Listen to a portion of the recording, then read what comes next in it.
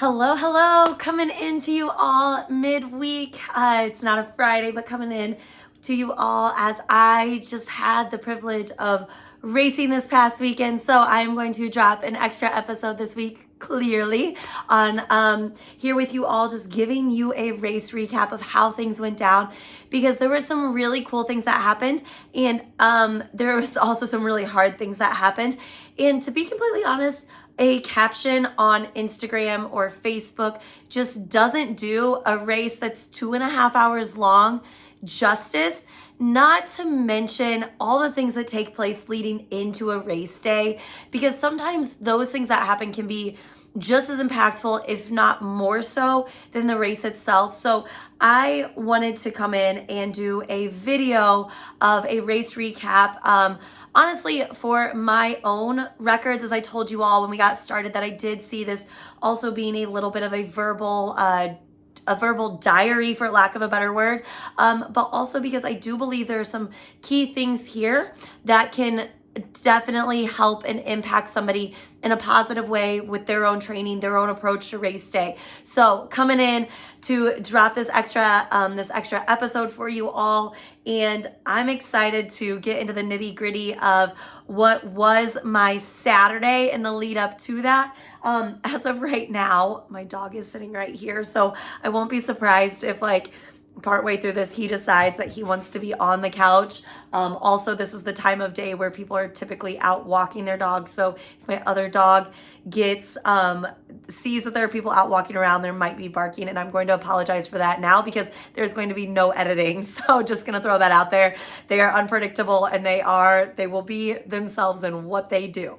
As I dive into this, I'm going to talk about the week or so leading up to race day, 3 days prior to race day, and then the day before, as there was a lot of stuff that went on in my life on those days, and then get into the nitty gritty, breaking down race morning, the swim, bike, run, and then I'm going to wrap today up going over how I lined up to my goals and what I had set out to achieve, and then how they all actually kind of got dished out on that day. So we got a lot of good stuff. So let's get moving. So as I said, I wanted to start with the week or so prior. So it was probably, so my race was on a Sunday, not the Monday or not the Sunday before, but 2 Sundays prior to that. I woke up that morning and I didn't have a voice. And I just figured it was due to coaching at an inter squad swim meet on Saturday. I talked a lot, had a lot to tell my 8 and unders, worked them through their first attempt at a swim meet. And so I woke up Sunday morning and I was like, oh, we just lost our voice from coaching this week. No big deal.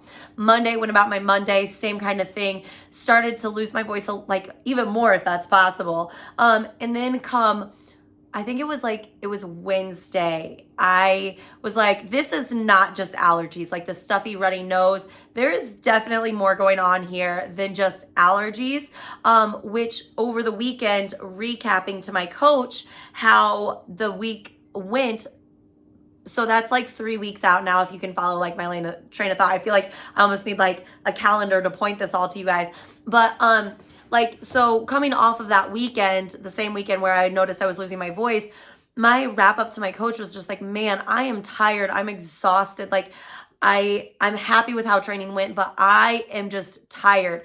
And I knew it had been a while since I had a rest week. So I wasn't overall shocked by this, but as the week went on and we're now on Wednesday and I'm realizing that this is probably more than just seasonal allergies because it's all of a sudden getting warm here in Michigan.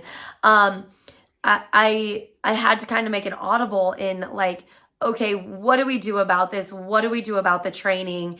And texted my coach and I was just I don't really know what's happening. I'll keep you posted. And then Thursday morning went to an urgent care and I was just this is probably an upper respiratory infection, maybe of some kind. I don't really know. It's about this time of year. I usually get sick. I don't really know. So she sent me out the door and said it was laryngitis with 7 days of a steroid to drop down, where you drop down one every day, and some cough medicine. And so I got started on that right away. And it probably took about 5 days until I started to physically feel better, but I still knew I was not back to 100%. So I just kept staying up on like the medicine that I was taking and just hoping that everything was fine.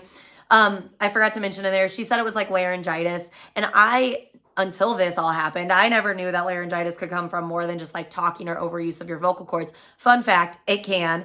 And so that was bizarre. So when like laryngitis definitely took more of a hit on my vocal cords than just losing my voice.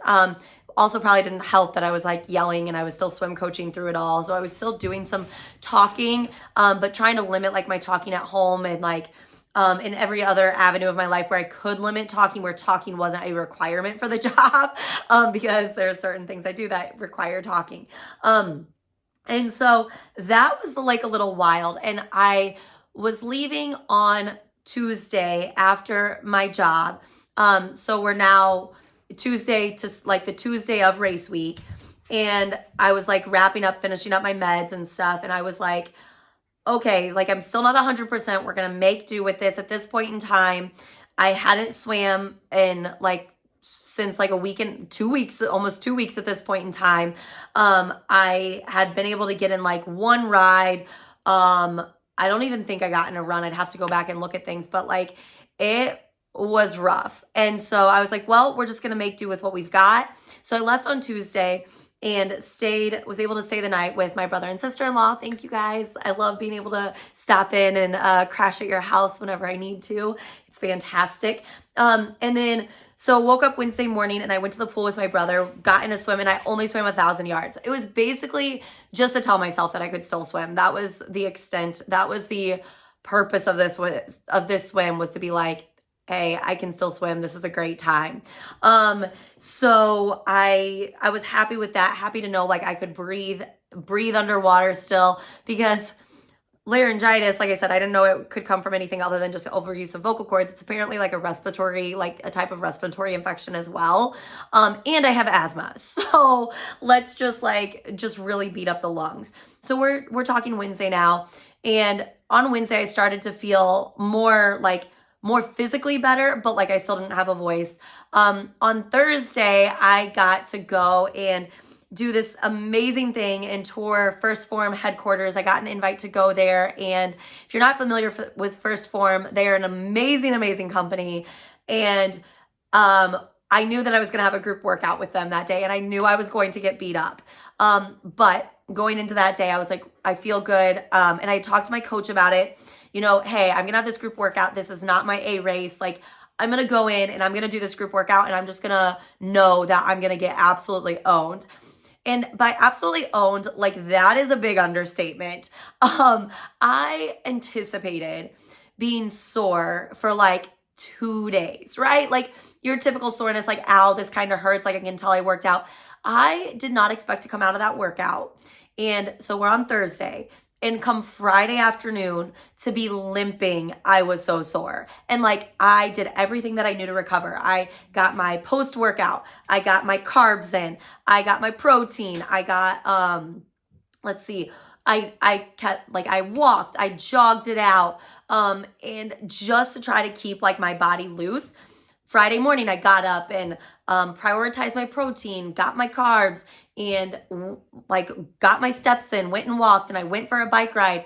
And like it didn't end up being a very intense bike ride just because of the route that I was on. It didn't lend itself for me to do like the type of like harder effort works, like little short bursts of harder effort work. So it was all pretty chill kind of ride. Like over the course of 50 minutes, I rode 10 miles, which was like very chill, and it was like flat.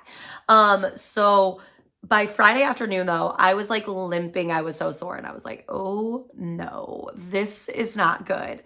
So I was like, but it's okay. It's not a Saturday race. It's a Sunday race. I'm going to be completely healed. I will be better. Woke up Saturday morning, and I was like, this is worse than yesterday. This is not okay. And so I went about my business. I was just limping around, and I went and I tried to do my shakeout run. And so my race pace goal for this race was like a 7:30 to a 7:45 minute mile pace. over the course of a 10K. To do my shakeout run, I was struggling to hold like 13-minute mile paces. And when I had to do my strides at the very end, so just like a short burst to feel that race pace, to feel that speed in the legs, that was a joke. Like I was able to pick up pace, but I was just like, I got done and I was like, this is not, like I'm actually terrified for if I'm going to be able to walk tomorrow morning when I wake up. And so I had post-workout, like with my carbs, my protein, prioritize that stuff. And I was just like, well, I've got two options. I can either throw a pity party for myself and feel bad, or I can fully embrace how I'm feeling, completely appreciating the opportunity that I got on Thursday and the opportunity to work out with like some of the like some of the hardest working people I have ever met in my life. And some of those are also coaches like I've had, or my nutrition coach currently, like getting to be in a room full of those people that I've gotten to learn and grow from, and be completely content that I attacked that workout. Or I can sit here and I can be mad that I'm sacrificing a race day. And I was like, no, we're not going with option 2. Like the only option is option 1 is to be completely happy that I attacked that workout, to know that this is not my A race, and to know whatever result comes of Sunday, so race day, that I was going to be so thrilled, and that whatever I did leading into that day made me a better athlete, made me a better coach, made just like all around made me a better person, because I knew that there was more in me that I had never known before. Because on Thursday's workout, forgot to mention this, first time I've ever experienced true muscle failure. Like I have been doing bike workouts and run workouts, and like I have been tired, and I thought that I had experienced true muscle failure. No, like I actually hit true muscle failure where I was no longer able to do something on that Thursday's workout. So with that in mind, approaching Sunday, I was like, on Saturday, I was like, you know what? We are done feeling sorry for ourselves. That run did not go great. You know that. You can be emotional for about 2 minutes, and then you have to reset, and you're going to have to get your head on straight.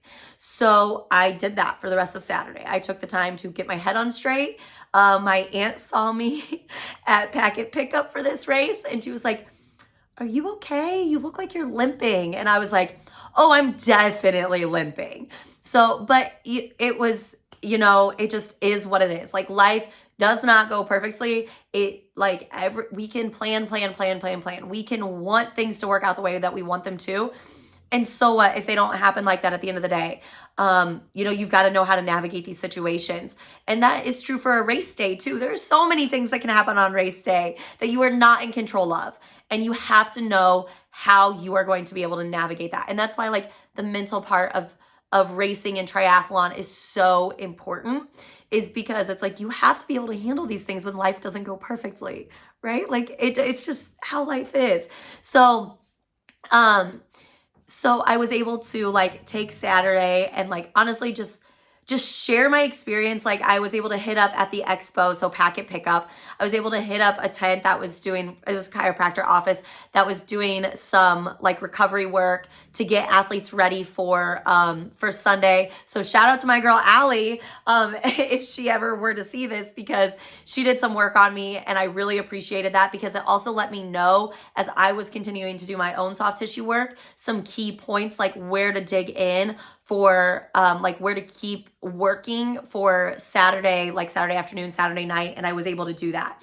So, we just took it in stride, took it at what it was at face value. And I had a great time, like telling people about why I was limping around and the opportunity that I got. And like, I would not have traded that for the world. Like if I had those days, like, okay, I would take the sickness and I would like toss that out the door. I don't need that.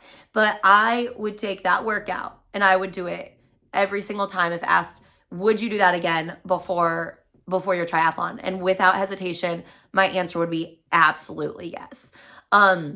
Because I learned that there is a different level inside of me that like I never knew about. Like I learned, and I'm like gonna get emotional. I get emotional, guys. Like I cry. Like that's just what happens. But I learned that every race and every workout that I have been through, that I have thought that I was at like my capacity, like I now know I was not at my capacity. And how cool that is to know that now, because that is going to pay me dividends come everything that I do in the future. Especially like with my own triathlon goals and like what I want to achieve. Putting myself through that is only going to enhance what I'm going to be able to endure and like what I'm going to be able to put my body through, which is really cool. Because I mean, there's that saying, no pain, no gain. And like, it's true to an extent. Like, you have to be willing to hurt in order to push yourself. Like, it is in that push that you hurt and that you grow. So you've got to be willing to do it. So that kind of wraps up everything leading into race day. And so the name of the race that I did was I'm probably pronouncing this, but the St. Louis Triathlon. I totally butchered the last part of that, and I'm so sorry, guys, because the people that they had there from the headlining sponsor were absolutely phenomenal, and I'll get to that when it comes to the finish line and what happened to me at the finish line. But they were like, this event that they put on was absolutely phenomenal, and now that I understand like the logo for this race, I'm actually really obsessed with it. So when I first saw the shirt design, I was like, I don't really understand that. And this is just like a little side tangent, but I'm gonna hold this medal up. So this is the medal, and I love it. It's a swimmer, a biker, and a runner, like all overlaid. Like, how cool is that? I love the logo. So I'm like, I'm obsessed with it now that I understand what's going on. All right. So, So race morning. This was actually my first ever, Olympic distance triathlon that wasn't done like virtually. So in a formal race setting, first ever Olympic distance triathlon. In Olympic distance, it was, 1,500 meter swim or 0.9 mile swim or roughly 1,700 yards, somewhere around there. Well, my watch says 1,700 yards. It might depend, but yeah, the varying, but 1,500 meter swim. It was just over 25-mile bike. I think it was like 25.5 or 25.6 mile bike. Could be slightly off of that. And then a 10K run. So 6.2 miles.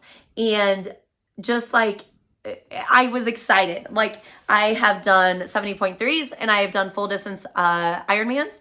And knowing that I was going to get to race like a shorter distance, I was so excited to like just put the pedal down and just see what I was made of. However, let's revisit what I did to myself on Thursday. And so woke up race morning and I was like, I'm still limping. This is going to be interesting today. So I was like, you know what? We're going to take it what it is. I knew for a fact I could execute a good swim. I knew for a fact I could execute a good bike. It was just going to be on the run. Like, what were my legs going to do on the run? So, getting ready in the morning, I had, I did forget to talk about the night before though. We're going to back up with me like 3 minutes.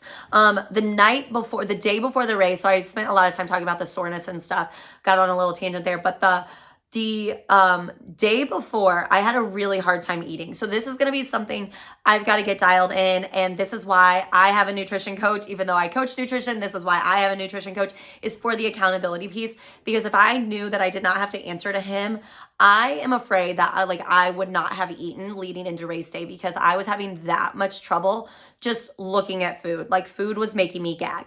And so I was able to eat my breakfast. I ate Chipotle for lunch. And I was looking at Chipotle, which I usually love Chipotle, and I'm just sitting there like gagging at the sight of it. But I was like, I don't have a choice. Like, I have to eat in order to be able to perform tomorrow. And then dinner came around and I was like, okay, this is what I need to do for dinner. I plugged it all in. Like, I do macro tracking. So I plugged that all in. I was like, all right, this is awesome. This is going to get me to where I need to be. And the salad came out and I was able to like smash the salad with some balsamic vinaigrette dressing. That was great.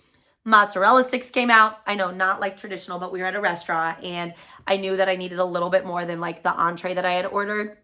So I was like, okay, 3 mozzarella sticks will finish out my day. Not the most ideal thing, but we'll do that. And then I ordered like a chicken Philly sub. The chicken Philly sub came out and the sight of the chicken was making me gag. I ate like a piece of chicken and I was like, nope, I can't do this. So yeah, my dinner the night before the race was a salad and 3 mozzarella sticks, and not ideal on any level. But you know, these are all things that we got to work on. So now I know like I've got to work on kind of locking some of that stuff in, and like what should my breakfast look like race mornings or like the day before the race, so that when it comes to like race evening, I'm not having issues eating, because this is not the first time this has happened. This is pretty standard for any race that I do. Like I can eat, and then like I get to the night before the race, usually starting actually about like 4 p.m. in the afternoon, and food just makes me want to throw up. So I've got to get that dialed in and kind of get that under control. And thank goodness for coaches, because I know that the person that I'm working with, he is going to make sure that I am set up and able to continue to execute at the level that I want to. And we're going to get this under control. Like there is no other option. We are both on the same page. We are going to get this under control. All right. So now let's go to race morning. All right. So race morning, I had toast and with butter and jelly. That is like that's my standard 12 grain bread. Butter jelly is my usual, like every morning breakfast before I go train. And so I was like, okay, I know if nothing else, I can stomach this, even if it's not going to like make me very happy to eat it, because again, I was gagging at the sight of food. So that's exactly how that went down. And so I ate breakfast I was wrapping up breakfast 2 hours before race start. So I was a little nervous about that time gap, but that it would be too much. But that was really good. And so I was good there. So get to set up, go to race, go to set up. And luckily it was actually pretty cool. A couple of people I was next to were people I met the night before. They were part of my aunt's triathlon club, because I'm not from St. Louis, so I'm not a part of a triathlon club there. Or like Missouri. And so I was right next to them, and because my husband was not with me, this is like the first race in a while, like triathlon race in a while I've done that my husband's not right next to me. And usually when we rack our bikes, we'll set up like all of our stuff in between our 2 bikes, so we're not encroaching in on anybody else's area. But I was able to ask them about like proper, like which side I was supposed to like stage my stuff on. Like I know that the area of which I have, but like which side I was supposed to stage on. So fun fact, you stage, if you're looking at your bike, you stage to the right. That is the etiquette, stage to the right of your bike. So that was really cool, just being there with them. So it wasn't like I was getting ready on my own, since my husband wasn't there, because I was like really sad actually that he wasn't there race morning, because I'm so used to going through this with him. So got all that set up, got my wetsuit on, and as I was walking to the swim start, with still sore legs, and still questioning life's decisions at this point in time, I was eating an applesauce. I love the squeeze applesauces. Those are like my number one go-to, because they always, like, they have not failed me yet to this day. I love squeeze applesauces. So on my way to the swim start, I ate a squeeze applesauce, because I knew swim start was 2 hours since breakfast, and I was like, okay, we got to put something else in this stomach. So that was perfect. And I finished that applesauce up like probably 20 minutes, maybe 25 minutes before swim start. So get in the water. We're moving on to the swim now. So swim warm up was open, and this is an area where they let you get in and acclimate to the water. And I was able to get in. It's just a little like short out and back. So I was able to get in, do that little short out and back, get myself used to the water. The water was like 72 degrees. So I did decide to swim in a long sleeve wetsuit, because that's like on the edge of like cold for me. I don't like to be cold. I don't like cold water. Even though I like to swim, I don't like being cold. The worst part for me is getting started. So I went within a long sleeve wetsuit, was able to get in and do my little out and back. And even though I have been swimming for years, I have a scuba diving certification. My minor in college was scuba diving. I do not enjoy putting my face underwater in open water. Like, I don't know what it is. There is something about potentially seeing things. I think I've probably watched too many crime shows, seeing things that automatically makes me like, like lose my breath for a minute. So I was able to get myself in, get myself calmed down, which is typically like my husband's role. He usually calms me down. But I was able to get in, get myself calmed down, put my face in the water and feel it out. Like you couldn't really see your fingertips even fully extended. And I was like, okay, we're going to be good from go. Like, I'm not worried about the swim anymore. We're all set. It's just so nice that you can do that little out and back. So went and lined up, in the corral, put myself right, like to set yourself up, you put yourself where you think your estimated swim time is going to be. And they had 1 hour and, or not 1 hour, 1 minute and 30-second, 100 pace per meter. And then like the next sign back there was 2 minutes pace per 100 meter. So I put myself in between there, and I was actually probably like within the 5th group of people to go in, and 5th or 6th group of people to go in. So they were sending us in every 5 seconds, 5 of us at a time. And so, like I said, the water, when I stuck my hand all the way out, I don't think I could see my fingertips, which means for the entire swim, I couldn't actually see anybody in the water, which led to some very silly behaviors on my part at the swim start. Like I ran in, which I was very grateful I was able to run at this point in time, ran into the water and very sporadically, like just started doing stupid stuff with my breathing. Like I felt very tense. I was like not smooth, throwing myself around, like just not being smart about this. And it was like, I was probably, if I had to guess, like a solid 300 meters in by the time I called myself out. I was like, you are wasting so much energy. You know how to swim. You know what smooth swimming and efficient swimming feels like. Calm down. Like I probably actually said some more choice words to myself at that point in time.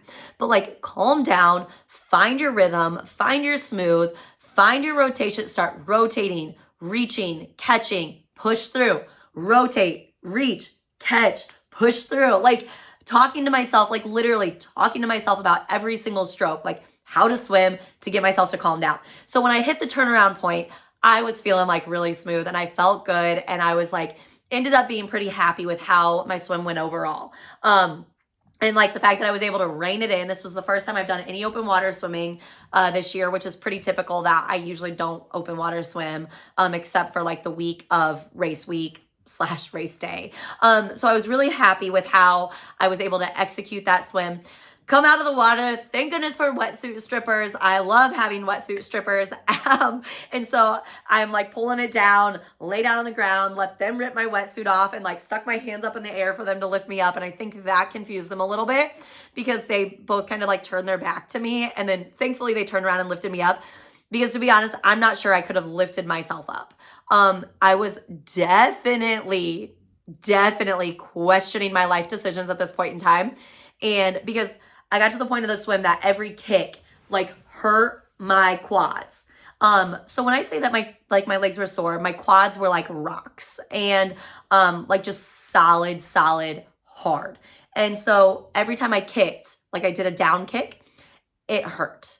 And so I go running into transition, questioning my life choices, but happy I was able to run. And I was like, okay, what are we going to do, Elise? What are we going to do? I look at my watch and I'm like, I'm right on target for where I want to be. I wanted to be under 25 minutes for my swim, and I was under 25 minutes for my swim. So I was on target, and I was like, okay, you're on target. You know you can have a good bike. Let's just execute this transition. Executing good transitions was part of the goal for this race. Take it one step at a time. Execute this transition. So I said earlier that I got to spend some time at the First Form headquarters, and I got to meet one of like the coaches on the team that I'm a part of with First Form, and he showed up. And this course, honestly, not super spectator friendly. So like, bless him for still showing up and taking the time to be there. And he saw me in transition and he said, let's go. It was something to the tune of, let's go, Elise. And I yelled back, I'm right on target for where, like, I'm right on track to where I want to be. Like, I'm very aware of what's going on when I race and like my pacing and things like that and how I'm feeling. Stay very in tune with my body. And I told him, I said, I'm right on target with where I want to be, TJ. And he goes, awesome. Let's keep the hammer down. And I was like, okay, we can keep the hammer down. We can keep the hammer down. And at this point in time, the people that I had racked my bike with are also coming out of the swim. And so that was really cool because we're all going through transition together. And I knew that they were fast swimmers. They're fast triathletes. So like, I'm super hot, like super pumped up right now that we are all like taking off out of transition at the same time. So I unracked my bike, slide it under, and I looked at them and I said, all right, let's go have some fun. Which is usually what I'll say. Like my parents will typically be at the swim start. They weren't this time. They're out on their own adventures. And I will look at them and I'll say, it's time to go have some fun today. And, that always gets people super hyped up. But like they weren't there for me to say that to today. So it was cool being able to pull that portion in. Again, emotional. Being able to pull that portion in during the the swim to bike transition. And like be able to take off out the gate with them because like triathlon can be a lonely sport. And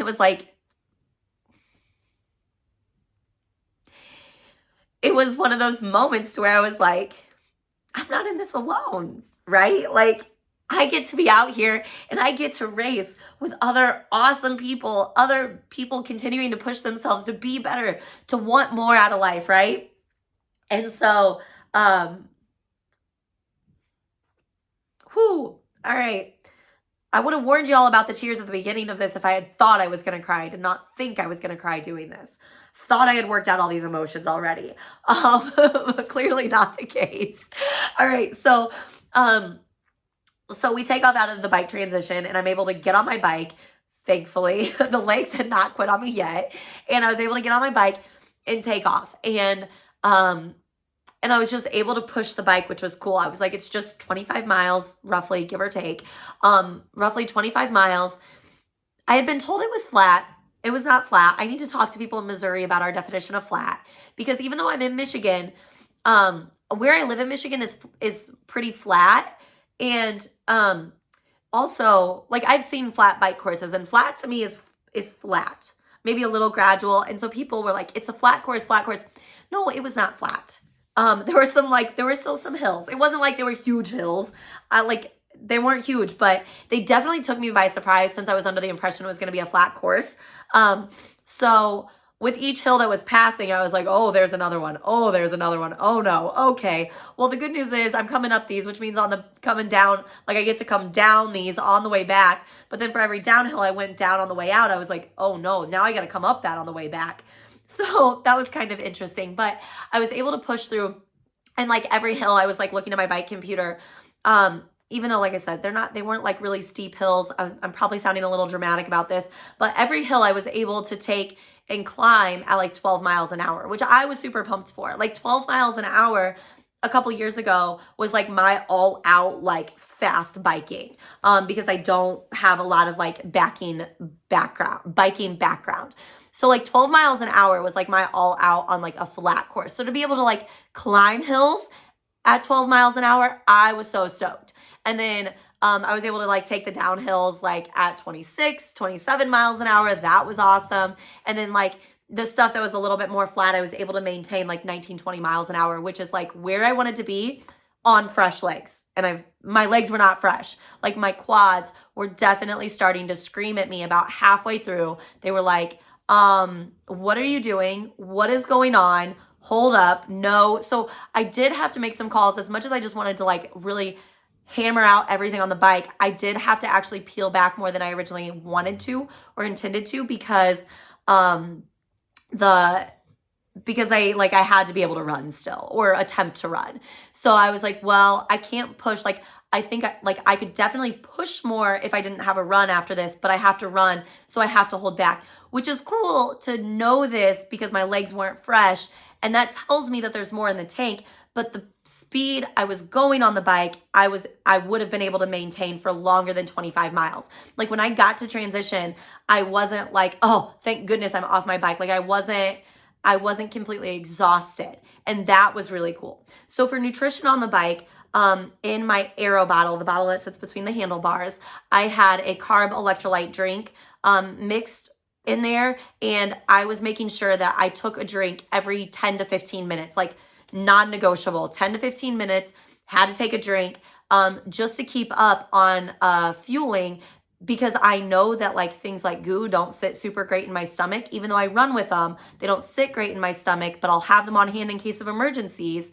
And I was like, nope, we're going to stay on top of this carb electrolyte drink that I have in hopes of offsetting the need for some goo later on in the run. And it worked out flawlessly. It was awesome. So that was absolutely enjoyable, being able to like just depend on that and not having to stomach a goo at any point in the race. That was great. So I end up being able to like finish out my bike, feeling good. I go to get off the bike and I was like, oh no, are my legs gonna work? And I swing my leg over the bike, which was questionable to begin with. And I I get off and I go to try to start running through transition. And I was like, oh no, this is gonna hurt. This is gonna hurt really, really badly. Okay, this is fine. We can do this. We can do this. Jog it out. Jog it out. Time to jog it out now. Like I was still in my bike shoes, so it's not like I was running fast.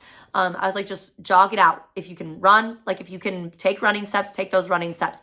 And so I was able to take running steps all, like pretty much all the way to the bike rack, which was phenomenal. And got my bike up there, took my helmet off, threw my running shoes on. Well, I tried to put my running shoes on standing up to begin with and then almost fell over. So I was like, shoot, I'm going to have to sit down, which is what I didn't want to do because I didn't know if I was going to be able to stand back up. So I sat down, put my running shoes on, you know, got everything that I needed, like grabbed my inhaler, grabbed my sunglasses, my headband, my applesauce, my goo. So inhaler went in the kit, applesauce, goo went in the kit. Sunglasses, headband in hand, actually like more in mouth at this point in time, race belt in hand. So as I'm moving out of transition, race belt on. And then like as I'm leaving transition and I'm starting to run again, put my headband on and my sunglasses on. And from the time I crossed the mat and I started running again out of transition, every single step hurt. Like just, I have never run with rocks in my quads before. And I've decided that that is what this race is always going to be called, is like the rock quad race or something of that nature. And so every single step was so incredibly painful. So from the very beginning, I did look at my watch like once fairly quickly out of transition, and I saw that I was holding like a 9-minute mile pace. And that's not what I wanted to hold. And I was like, okay, but you know you hurt right now. What are you able to give? Find something, find a pace that you are able to give. And so I did. And I started to settle in. And then I looked at my watch again and I was like, I was a little bit quicker. I think like an 8:45 at that point in time is what my watch was showing. I was like, you're done looking at your watch. Like, you cannot think that you are going to be able to achieve a 7:30, 7:45 minute mile pace. Your legs are destroyed. They don't feel good. This would have been your goal pace had you felt good, Elise. And so I pretty much like restricted myself from looking at my watch. I was like, you get to look at your watch at the 5K turnaround. And that's because like I knew it was like, you know, roughly a mile and a half out. And even though like the 10K kept going, but that would allow me to see. So when I got to the mile and a half, I was sitting more like an 8:30 pace, which I was like, okay, I can do that. And then I did not allow myself to look at my watch until the 10K turnaround. So that was at the 3.1 mile mark or whatever. And I was like, this is what we're going to do. Like, I have to take all time expectations out the window and just do what I am capable of doing today. Because that's the best you can do. Like, I knew I was not 100%. I knew though that I was going to show up with the best that I had to give that day. And I had to take my run expectations and throw them out the door. And so that's what I did. And honestly, I probably would have loved the scenery around me. It seemed like it was gorgeous, but I was more focused on taking my steps, looking at the pavement, making sure I wasn't going to hyperextend my knees, just being able to keep like a running motion going and like running form. I was like, look strong, you are strong. Pay attention to your running form. If you look strong, you are strong. So that's what I did. And then about mile 2.5, I grabbed my applesauce out and I started like, you know, kind of like sipping on it, if you will. It took me probably about a mile. Like I was still hanging out with my applesauce when I went through the 10K turnaround. And so just like slowly taking that down, because that's something I have found that really helps, is like slowly taking nutrition down instead of doing it like all in one foul swoop. So that's what I did. I like enjoyed my applesauce for probably a solid mile. And then I took water at every single aid station because I knew, like, even though it didn't feel hot yet, I knew it was going to be humid. And so I took water at every aid station, even if I wasn't thirsty. And, you know, it was just kind of like 1 foot, 1 foot, 1 foot, 1 foot. I got through the 10K turnaround and I was like, okay, 3 miles to go. Like, you can run 3 miles, but you're going to have to be willing to hurt. How willing are you how willing are you to hurt today? And that's what I just kept repeating to myself. How willing are you to hurt? How willing are you to hurt? And I was like, I'm willing to hurt a little more. I'm willing to hurt a little bit more. I can hurt a little bit more. And looking at my splits, I actually did held like fairly consistent splits all throughout, which is pretty cool considering. Usually like they will go down, but like I was able to hold fairly consistent splits throughout the run. And I get to like what would have been like the 5K turnaround, so a mile and a half to go till the finish. And I was like, it's like the conversation with myself. I'm like, you will absolutely be proud of the effort that you did today, and you will have nothing left in this tank. There will be nothing left to give when you get to that finish line. And so I just like worked on like, you know, good running form, like paying attention to where my arms were going, keeping them relaxed. 1 foot, 1 foot, 1 foot, 1 foot. Like, you are going to make yourself proud today. You are going to finish this. You are going to execute. There will be nothing left in the tank. And that's what I did. And I don't even think I looked at my watch. Like, I had given myself permission to look at my watch at that 5K turnaround, so 1.5 miles to go. But I don't think I did, because I was like, what's the point? It doesn't matter. I already know, like, I'm not hitting what was my goal time for my race today. So what's the point of putting myself through that? Like, my 100% today had to be adjusted. And that's okay. That's the cool thing about training on perceived effort, is like my 100% had to be adjusted. And I had to understand that my 100% was different than if I was running on fresh legs. And it was just cool. It was really cool. And so mile and a half to go. I also knew I was going to have, like, I didn't know where he was going to be or what time of day, but like I knew my nutrition coach was going to be out there.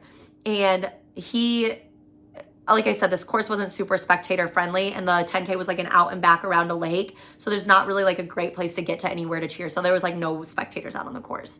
But there was like, the course was popping, like plenty of people out there, so you didn't feel lonely. And the aid stations were great. Like they were hooping and hollering, so they were fantastic. But they, so my nutrition coach and his girlfriend, shout out Josh and Kelly, thank you for being there, because at that point in time, I was like trying to dig in, and I was like, is there anything left? Is there anything left? And I saw him. It's like, it's just cool what seeing people you know will do for you.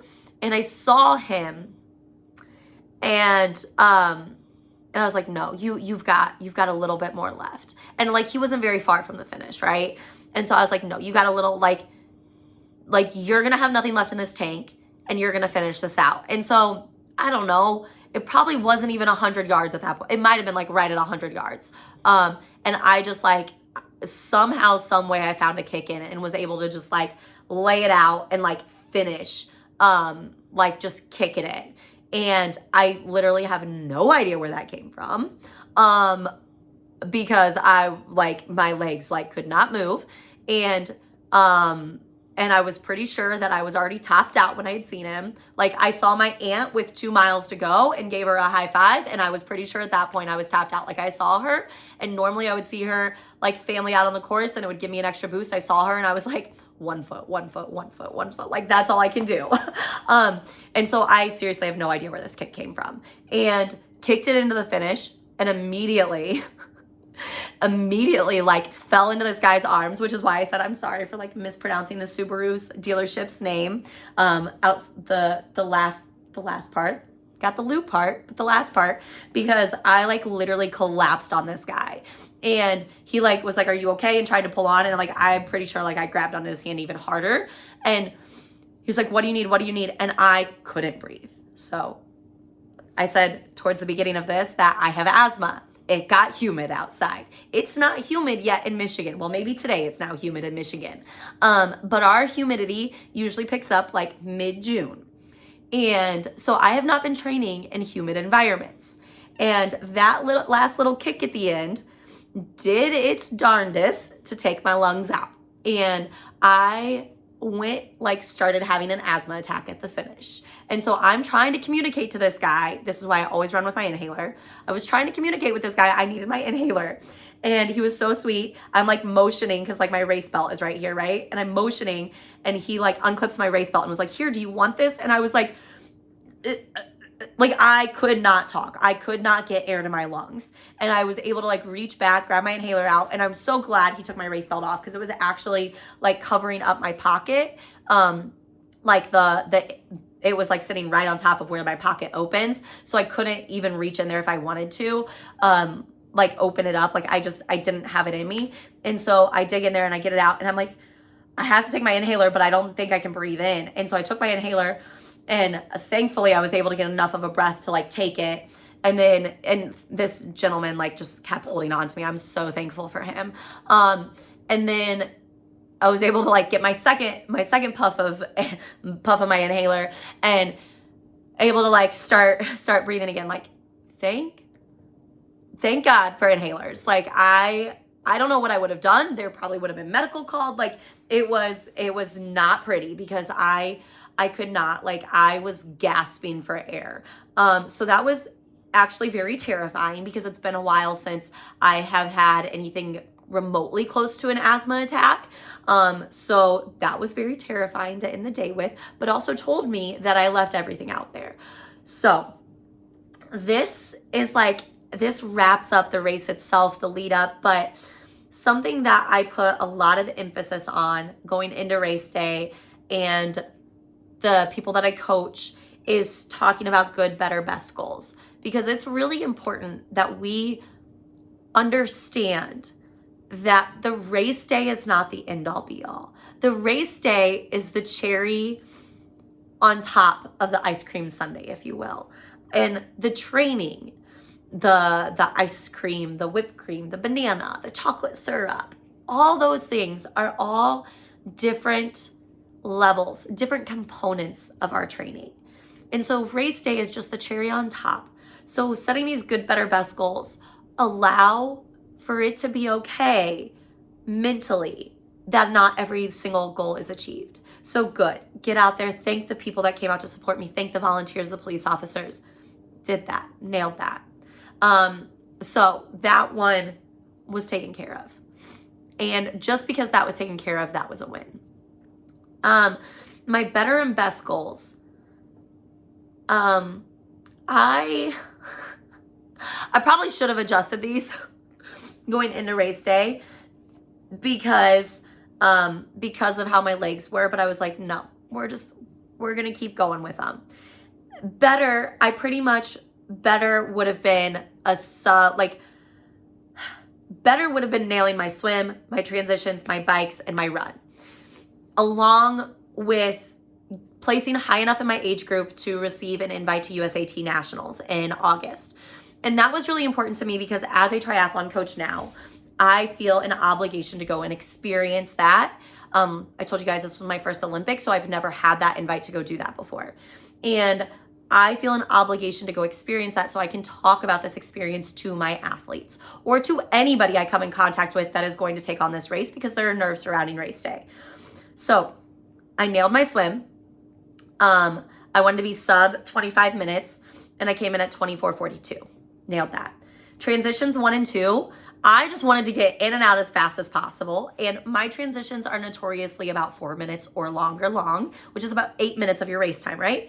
Transition 1, I got in and out in a minute and a half. Real happy with that. Transition 2, got in and out in 2:06 with having to pick myself up off the ground with broken legs.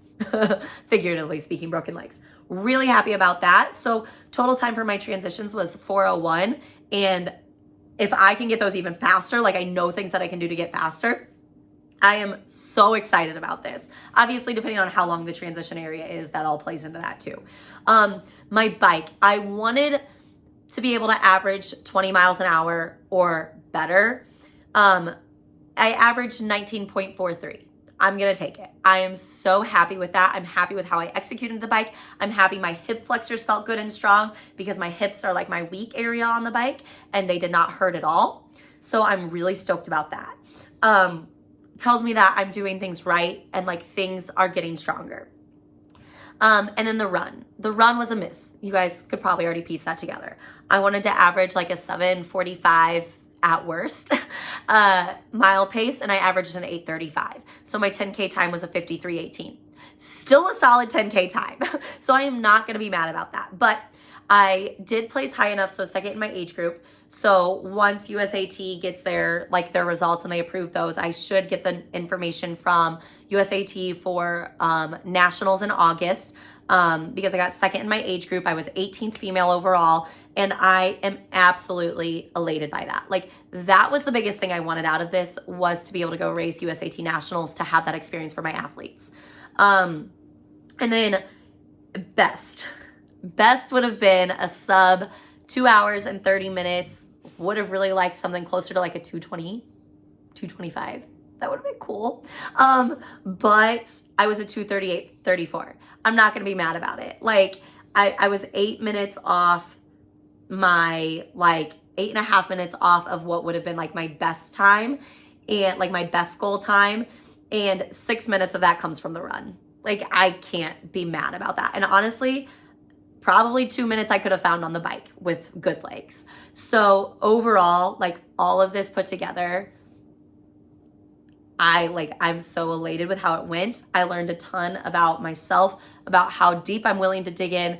And if you are somebody who is sitting here like, man, I wish I could find that next level, that next, like, digging a little deeper, go put yourself in a room full of people that are not willing to compromise until you hit muscle failure. Like, I'm not kidding. Go put yourself in that room, get a group of you together, and just go push yourself to the absolute limit. Don't injure yourself. Don't be dumb. But go push yourself to the absolute limit until you have nothing left to give. And you will find that you are a lot tougher than you think you are. We all have more in us than we give ourselves credit for. Our brain will always quit before our body does, because our brain likes to tell us that we can't. Our brain is there to safeguard us from injuring ourselves. So of course it's going to tell us to quit before we are at our potential. But just go put yourself in an environment where there is no quit option. And for anybody who is looking at traveling to Missouri and wants to do a triathlon, I 10 out of 10 recommend this one for next year. Put it on your schedule. I'm sure any race put on by this racing group, it's like MSE. It's probably on here or on my shirt. Maybe the race company isn't on here. I do believe it's MSE Racing. And they did a phenomenal job. The courses were marked great. There was good aid station support out there. The expo, race day expo, and then like Athlete Village after the race was absolutely phenomenal. So if you're looking for a race to put on your schedule, I would say that this is a really good one. And if I am like down in the Missouri area this time next year again, I would 10 out of 10, like 12 out of 10 do it again. So I know we got long-winded here. I will be back on Friday. I think I'm going to talk about transitions for you all on Friday. So going to go over transitions for your very first triathlon on Friday. Get out there, keep pushing yourself, and let's just keep trying for more.